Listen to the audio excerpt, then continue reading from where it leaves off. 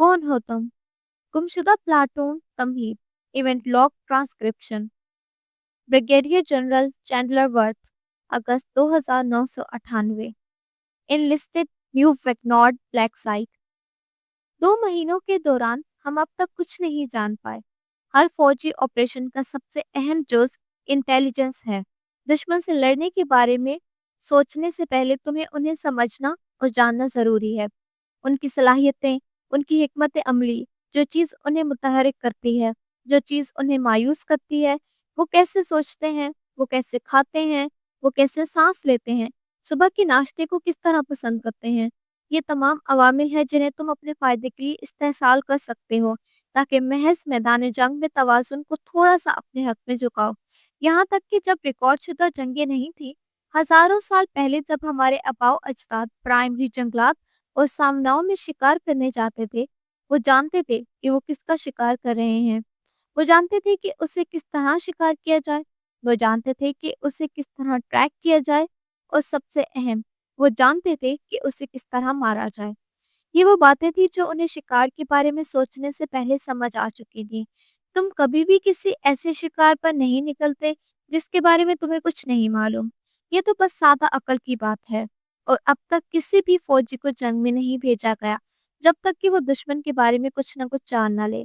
तो तुम खुद ही देख सकते हो, हमारी मायूसी के 2 महीनों के मुसलसल रूह कुचल देने वाले तनाज़े के बावजूद हम अब तक नहीं जान पाए कि हम किससे या किसके खिलाफ लड़ रहे हैं। हाँ, हम जानते हैं कि वो कौन से हथियार इस्तेमाल करते हैं, लेकिन वही हथियार हमारे हाथ में आकर बेकार हो जाते हैं। जी हाँ, हम जानते हैं कि वो कैसे नजर आते हैं, लेकिन जब वो मर जाते हैं, तो उनकी लाश सिर्फ सख्त जिस्म में लिपटी माया गोश्त के ढेर में तब्दील हो जाती है। पूरे प्लाटून की लाशें जो बेजान हो चुकी हैं, हमें ये बताने के लिए कुछ नहीं छोड़ती कि वो क्या थे। वो जो महज ये यकीनी बनाने के लिए जतन करते हैं कि उनकी जिस्मानी साख्त भी हमें गुमराह रखे, वो हैरत अंगेज हैं। इसके अलावा हमारे बेहतरीन साइंसदान उनके सबसे बुनियादी सिस्टम्स को भी दोबारा इंजीनियर करने में महीनों दूर हैं, जो हम किसी तरह गिराए हुए दुश्मन के जहाज़ों से इकट्ठा कर पाते हैं। दुश्मन के गिराए हुए जहाज़ों को तलाश करना भी नाकाम साबित हुआ। जब हम तलाश की टीमें भेजते तो वापस आकर सिर्फ राख और मिट्टी के ढेर रिपोर्ट करते, जो कि अभी भी जलते हुए गढ़ों में पड़ी होती थी। एक बेचेहरा दुश्मन से लड़ना सिर्फ नामुमकिन नहीं, बल्कि खौफनाक भी है।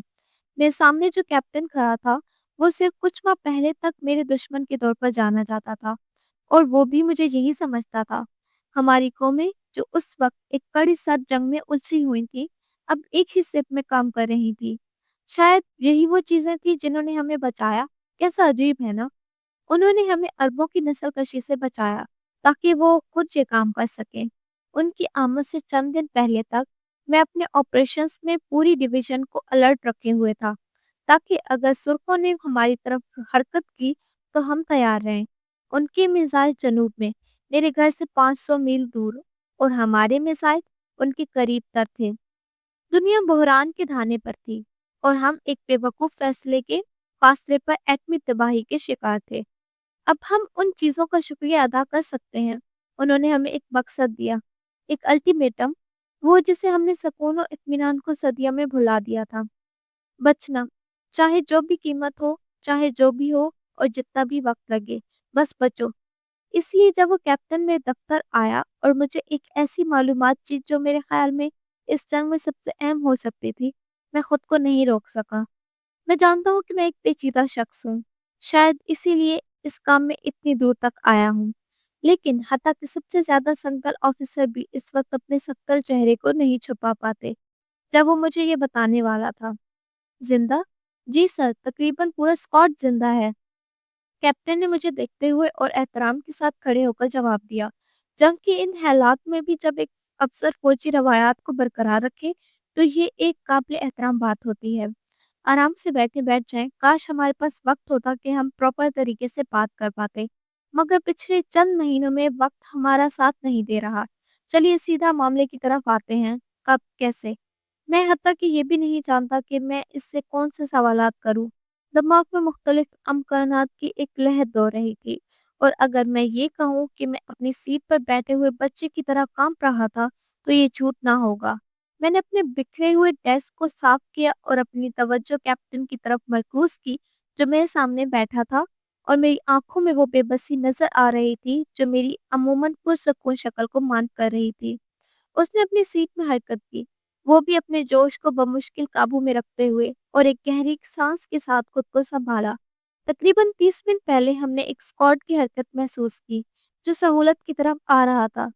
ہمیں نہیں پتا کہ انہوں نے اس مقام کے بارے میں کس طرح جانا، لیکن ہم نے فوراً کمپنی کے D1 ST پلاٹون کو انٹرسپشن کے لیے روانہ کیا، جیسا کہ ایسے حالات میں معمول کا طریقہ کار ہوتا ہے۔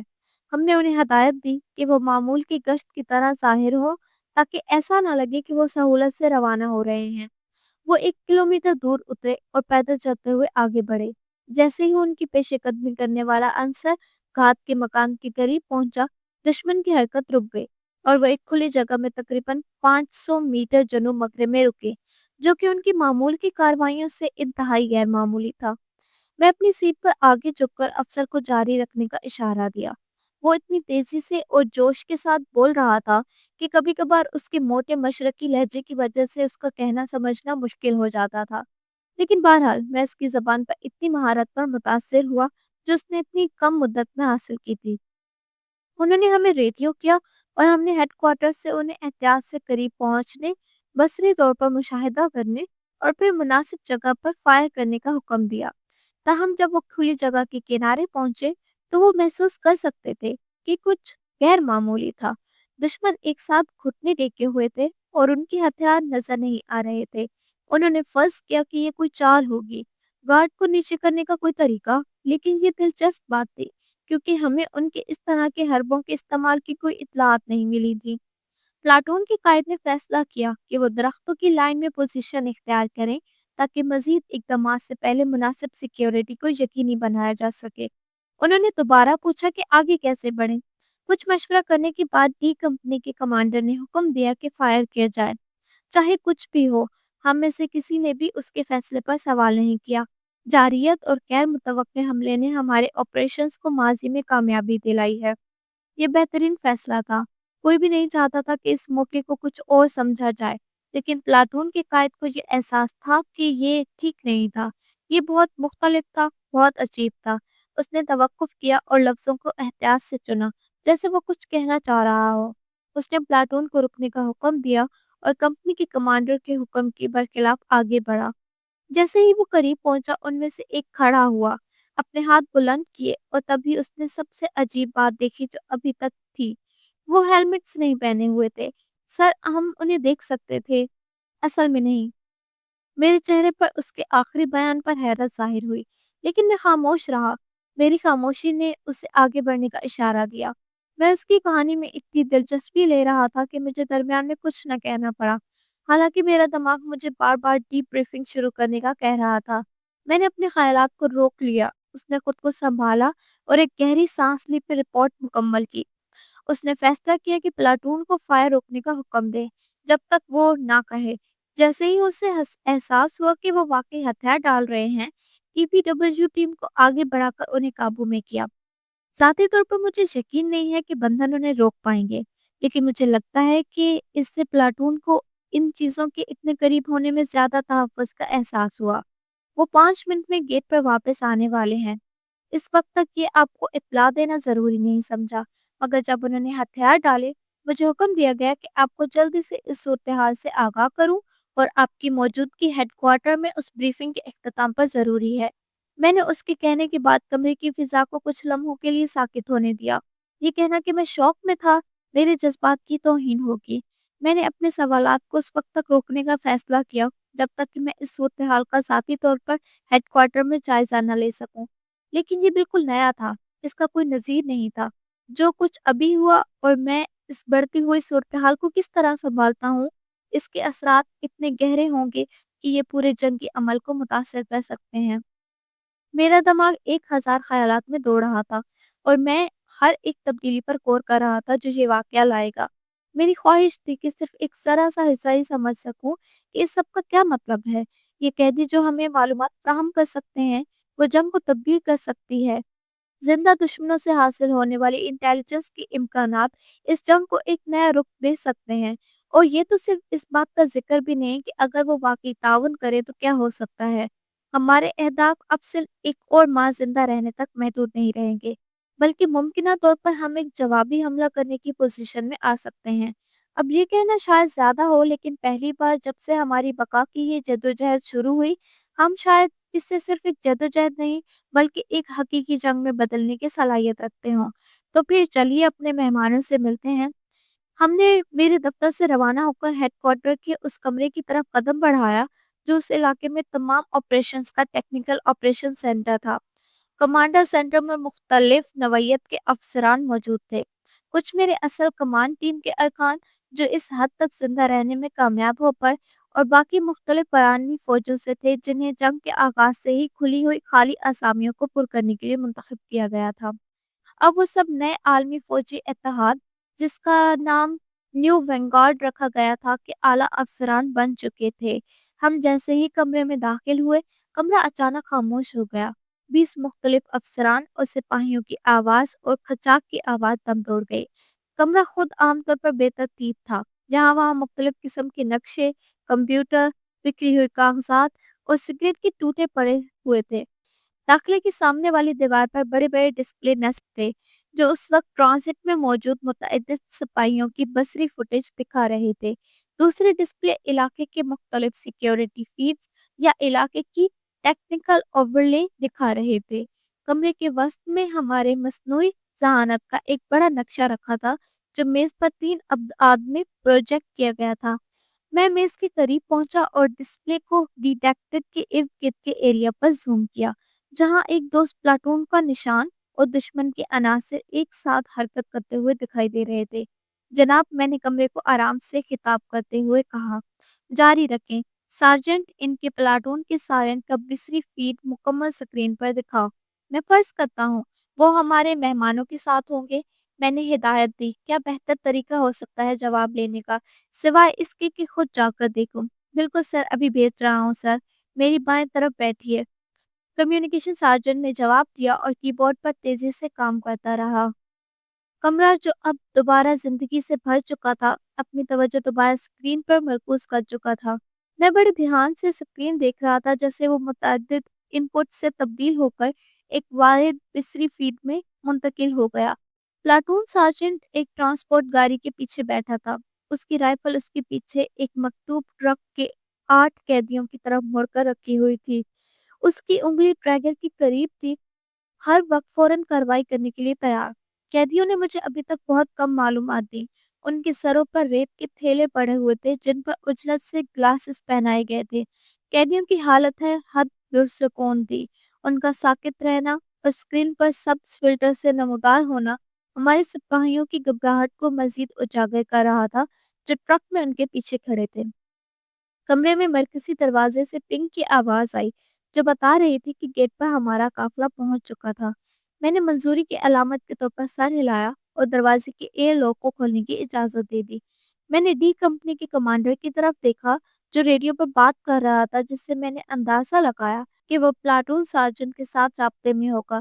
پلاٹون سارجنٹ سے کہو کہ جو کھیت میں سب سے نمایاں تھا اسے الگ کر لے، باقی سب کو بلاک میں بھیج دو، ان میں سے کوئی بھی ایک ہی کمرے میں نہ ہو، سمجھ گئے؟ جی سر، ابھی اس سے رابطہ کر رہا ہوں کپتان آرکپوف۔ میں نے اس افسر کی طرف مڑتے ہوئے کہا جس نے مجھے پہلے بریف کیا تھا، تمام دوسرے کام روک دو اور باقی انٹیلیجنس ٹیم کے ساتھ ترجمے کے ٹھیکیداروں کو بھی شامل کر کے میرے ساتھ انٹروگیشن بلاک میں آؤ۔ تمہارے پاس 10 منٹ ہیں۔ میجر میسری ڈاکٹر فریزر کو ڈھونڈو اور اسے وہاں لے آؤ۔ ہم یہ سب شروع کریں گے، کوئی وقت ضائع نہیں کرے گا۔ باقی سب معمول کے مطابق دفاعی آپریشنز جاری رکھیں۔ اگر کوئی اہم تبدیلی ہو تو فوراً اطلاع دو۔ ترقیوں کے ساتھ ساتھ اور 100 میل کے دائرے میں کسی بھی قسم کی حرکت کا پتہ چلنے کی اطلاعات۔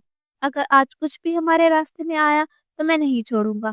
یہ کہہ کر میں کمرے سے باہر نکلا اور پیچھے سروں کی آواز آئی جب ہر کوئی اپنے کاموں کو تیز کر کے مکمل کرنے میں لگا تھا۔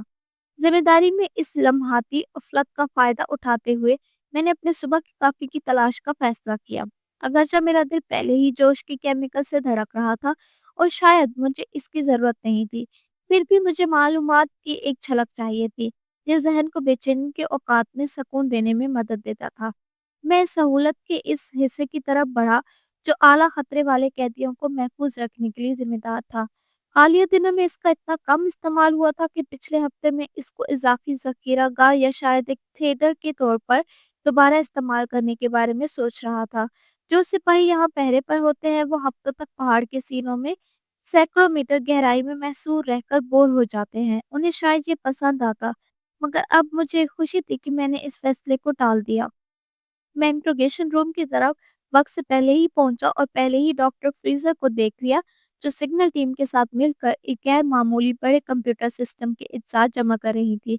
मुतअद्दिद टावर्स तकरीबन फर्श से छत तक खड़े थे, जो कमरे को भरे हुए थे। किसी ना किसी तरह उन्होंने जमीन के नीचे होने को इससे भी ज्यादा घुटन वाला बना दिया था। और आप ये सारी जगह किस लिए इस्तेमाल कर रहे हैं? तर्जुमे का सॉफ्टवेयर, एक नौजवान डॉक्टर ने जल्दी से जवाब दिया, जो ऐसा लग रहा था जैसे वो अपने ज़ाती मयार और सफाई के बारे में महज तजावीज़ समझती हो। जो प्रोग्राम हमने पिछले महीने में तैयार किए हैं, उनको चलाने के लिए तकरीबन 100 मेगाबाइट्स की मेमोरी दरकार है। हैरान-कुन है ना? इसलिए हमें ये सब ज़रूरत है, इन प्रोग्राम्स को चलाने के लिए।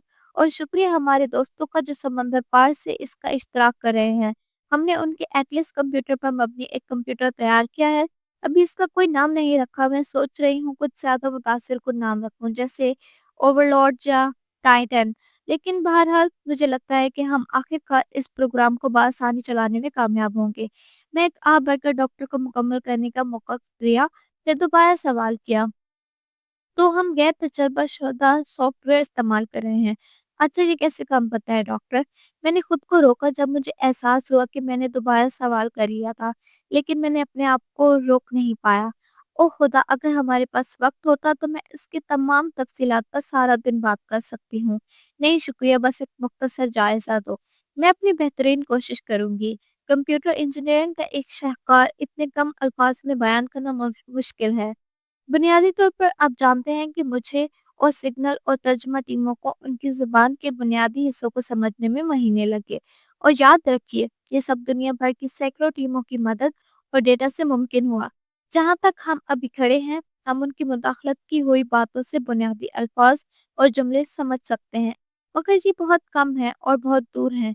मेरा ज़ाती नज़रिया ये है कि वो किसी ऐसी कम्युनिकेशन की शक्ल इस्तेमाल कर रहे हैं जो बल्कि मकनातीसी स्पेक्ट्रम में नहीं आती, जिससे ये वजाहत हो सकती है कि हम इतनी कम बातें क्यों सुनते हैं।